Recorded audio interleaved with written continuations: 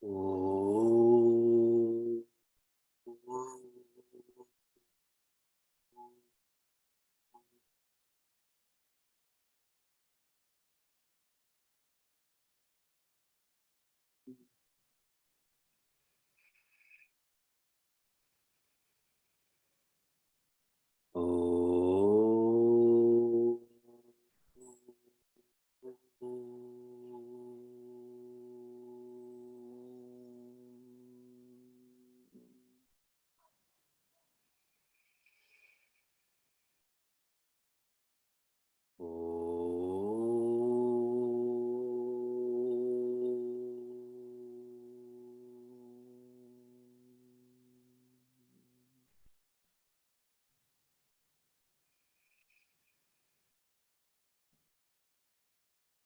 Welcome to Meaningful Mornings.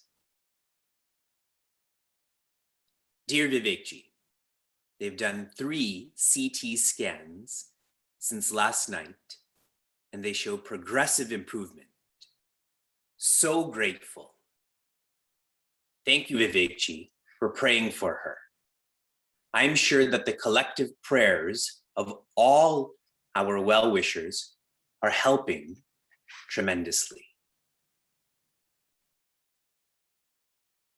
I shared with you yesterday morning, one of our seekers' sisters had fallen and endured a head injury. So this is her status.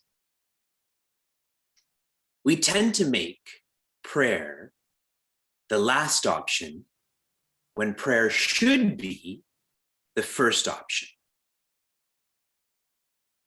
Prayer is when one quietens their mind. When you quieten your mind, you start to invoke, you start to feel what's deeper inside of you, what's more real about you. No different than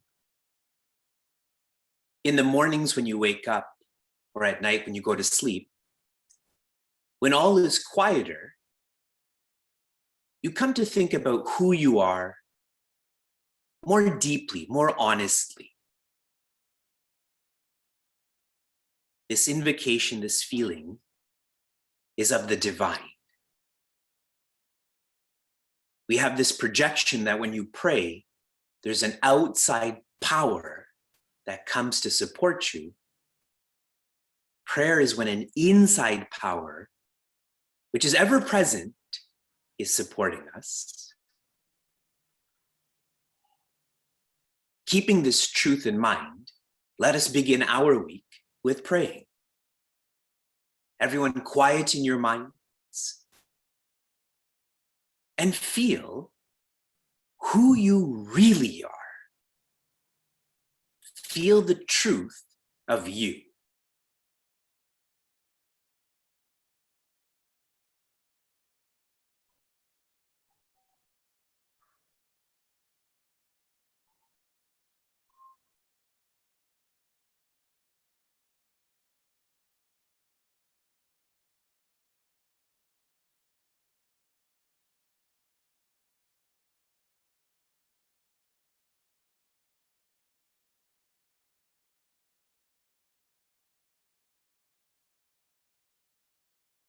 Shanti.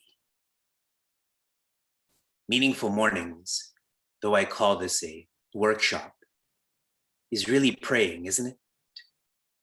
You feel quieter, you feel who you are.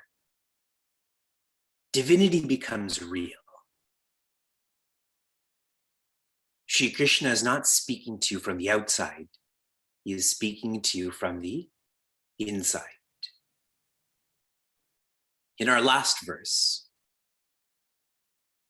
Dharma is a system of self-reward. A system of self-reward. When you follow and further Dharma, you feel quieter. You feel happier. This result or reward is not coming beyond you, rather is coming from within you. And papa is a system of self-criticism. Papa is when we act in a adharmic way, irresponsible. And we feel that. We feel more agitated. We feel more dejected. For a seeker, they don't need to be told what to do and what not to do. This sin and self-criticism is enough to guide them. And there's such a practicality to this. If you're told what to do and what not to do, you become dependent. If sin manifests in the future, I can wreck my whole life right now and then deal with the ramifications later. But with the papa system, one is corrected immediately. Prince Arjuna is referencing dharma and papa. Perhaps he doesn't understand the depth of these feelings. We're on verse 37. It's as if Prince Arjuna comes to a conclusion. Tasman narha vayam hantum dhartarashtran swabandhavan swajanam hi katam hatva sukhina syama madhava. Tasmat. Tasmat means therefore. So Prince Arjuna has come to a realization, to a conclusion. The word tasmat will come many times in many verses.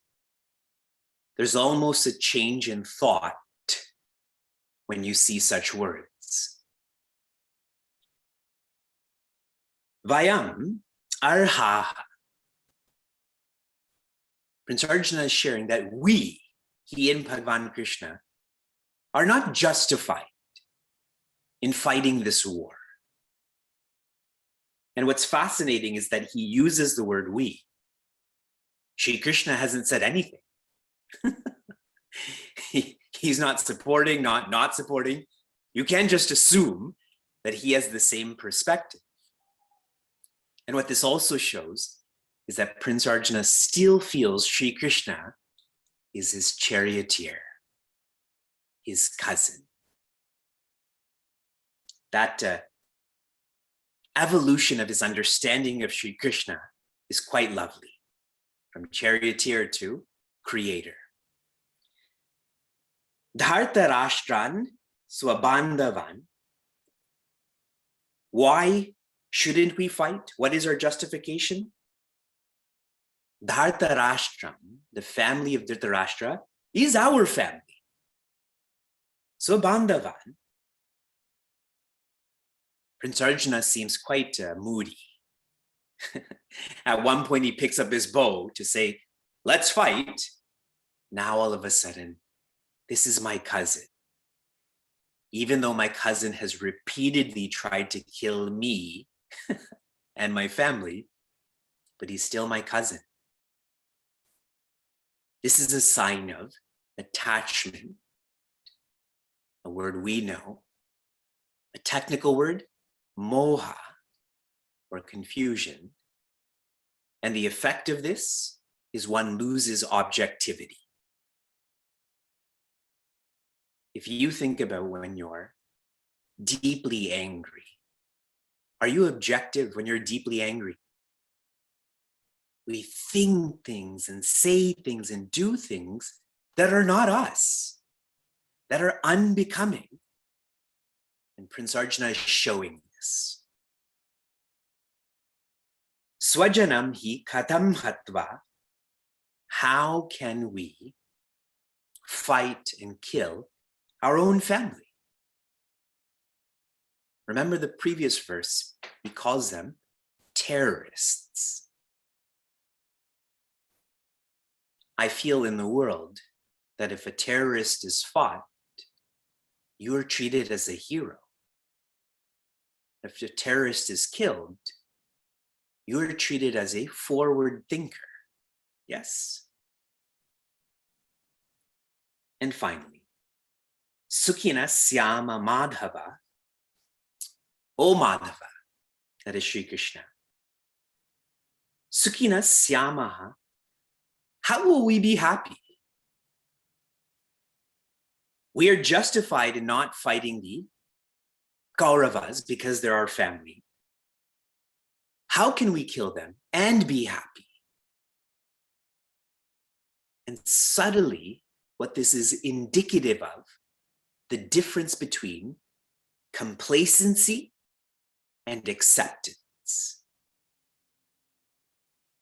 Complacency is, this is who I am, and I cannot and will not change. Whereas acceptance is, this is who I am, and I can and will change. Both have the same beginning point. This is who I am. My weaknesses, my strengths, etc. But the one who's complacent is stuck, does not grow. So it's almost like they're carrying the past into the present and future. So nothing changes. And I shared with all of you that even if Prince Arjuna leaves Kurukshetra, his body will, but his mind will not. His mind is going to carry Kurukshetra with him. Wherever he is, he's going to experience moha, bhaya, shoka. The one who is accepting, they're fresh. Their future will be different. I'll present the same idea in a simpler way. When one is grateful, one becomes more caring. If you're grateful for the environment, you will care for it more. If you're grateful for your own body, you will care for it more.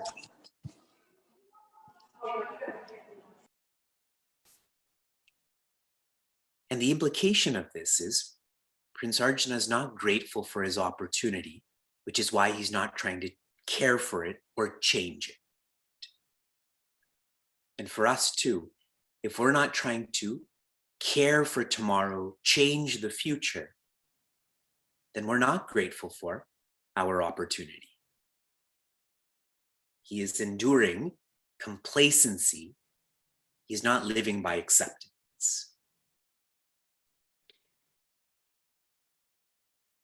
What's humorous about this, he said therefore, but now there's still 10 more verses where he continues his justification. From inspiration to application. Your applications have been, do something special. And many of you have shared what you've done that is special for our extraordinary anniversary. A Seeker talked about how she cut her hair short and donated her hair to support others. I did the same. I didn't donate my hair, it wasn't that long. But I just gave myself more time. And your next application was, don't become happy, be happy. Becoming is a postponement. How long will we postpone being happy? Be happy.